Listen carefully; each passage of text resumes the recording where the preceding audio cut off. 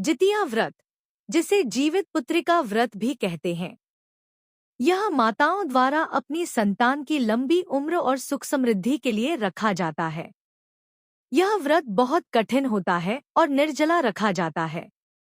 व्रत के दौरान पूजा पाठ के बाद जितिया व्रत कथा को सुनना या पढ़ना बहुत शुभ माना जाता है। इस कथा के बिना व्रत अधूरा माना जाता है। तो आइए यहाँ जितिया व्रत कथा का पाठ करते हैं। एक जंगल में एक सेमल के पेड़ पर एक चील रहती थी और पास की झाड़ियों में एक सियारिन रहती थी।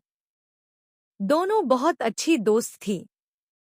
एक दिन उन्होंने कुछ महिलाओं को जितिया व्रत की बातें करते हुए सुना। महिलाओं ने बताया कि यह व्रत संतान की लंबी उम्र और सुख समृद्धि के लिए किया जाता है। चील और सियारिन ने भी यह व्रत रखने का फैसला किया।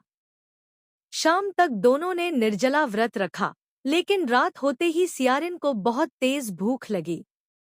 भूख बर्दाश्त न होने पर उसने मांस और हड्डी खा ली और अपना व्रत तोड़ दिया।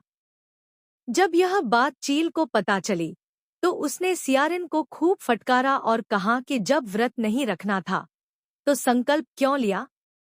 वहीं चील ने अपना व्रत पूरी निष्ठा के साथ पूरा किया। अगले जन्म में चील और सियारिन ने दो बहनों के रूप में जन्म लिया। सियारिन बड़ी बहन बनी, जिसकी शादी एक राजकुमार से हुई। चील छोटी बहन बनी, जिसकी शादी एक मंत्री के बेटे से हुई।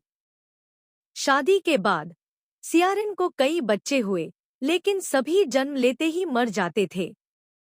वहीं चील के बच्चे हमेशा स्वस्थ और सुंदर होते थे। यह देखकर सियारिन अपनी बहन से जलने लगी। उसने कई बार अपनी बहन के बच्चों को मारने की कोशिश की, लेकिन हर बार असफल रही। एक दिन सियारिन को अपनी पिछली जिंदगी और व्रत तोड़ने की गलती का एहसास हुआ। उसे समझ आया कि उसके बच्चे इसीलिए नहीं जीवित रह पाते, क्योंकि उसने पिछले जन्म में व्रत का अपमान किया था। पश्चाताप करके उसने अपनी बहन से माफी मांगी और फिर से जितिया व्रत का पालन किया। इस व्रत के प्रभाव से सियारिन को सुंदर और स्वस्थ पुत्र की प्राप्ति हुई। ऐसा कहा जाता है कि जो महिलाएं इस व्रत का पालन करती हैं, उन्हें कभी संतान से जुड़ी मुश्किलों का सामना नहीं करना पड़ता है।